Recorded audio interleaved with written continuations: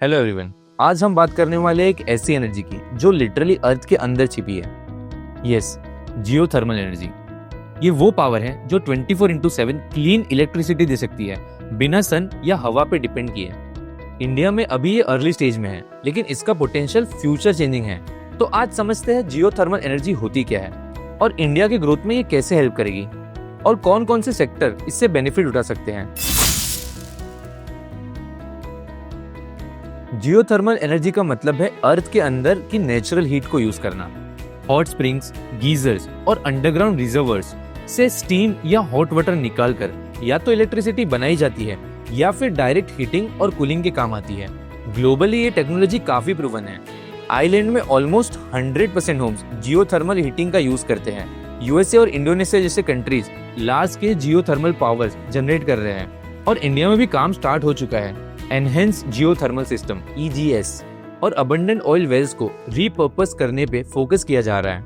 2025 में लॉन्च हुई national geothermal energy policy ने पायलट प्रोजेक्ट्स को स्ट्रॉन्ग पुश दिया है। अब सवाल ये है, ये इंडिया के लिए क्यों इंपॉर्टेंट है? सबसे पहले energy security. Fossil fuel imports कम होंगे और फॉरेन करेंसी का प्रेशर रिड्यूस होगा। दूसरा, क्लीन और ग्रीन ग्रोथ। कोल के कंपैरिजन में जियोथर्मल ऑलमोस्ट 99% कम CO2 इमिट करता है। नेट जीरो 2070 गोल के लिए ये एक स्ट्रॉन्ग सपोर्ट बन सकता है। तीसरा, इकोनॉमिक ग्रोथ और jobs. Drilling, engineering, maintenance, tourism, हर स्टेज पर एम्प्लॉयमेंट क्रिएट होगी। रिमोट रीजन जैसे लद्दाख और अरुणाचल प्रदेश में स्टेबल पावर के साथ लोकल डेवलपमेंट भी पॉसिबल होगा।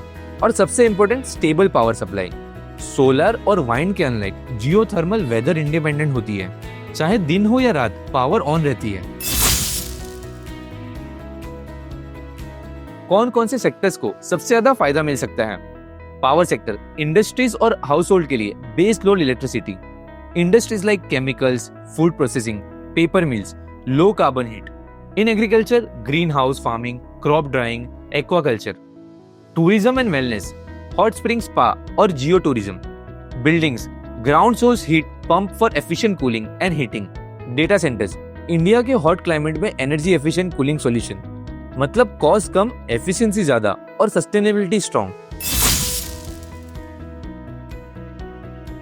अभी इंडिया कहां स्टैंड करता है? एस्टिमेटेड जियोथर्मल पोटेंशियल 10,600 मेगावाट, लेकिन अभी सिर्फ पायलट प्रोजेक्ट स्टार्ट हो रहे हैं। Manuguru in Telangana 20 kilowatt pilot plant, Puga Ladakh, Tawang Arunachal Pradesh, Barmer Rajasthan जैसे रीजन में new pilots. Abundant oil wells को एनर्जी असेट बनाने पर काम।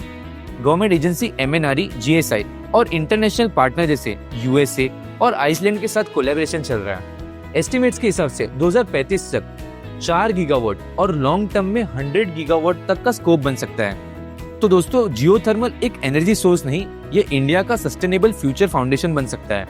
क्लीन, रिलायबल और लॉन्ग टर्म। शायद आज कम सुनते हैं, लेकिन कल ये एनर्जी इंडिया को पावर कर सकती है। आपको क्या लगता है, क्या जियोथर्मल इंडिया का नेक्स्ट एनर्जी ब्रेक थ्रू बन सकता है? कमेंट्स में अपनी राय जरूर बताना और ऐसे ही सिंपल एक्सप्लेनर्स के लिए चॉइस को सब्सक्राइब करना मत भूलना। Thank you.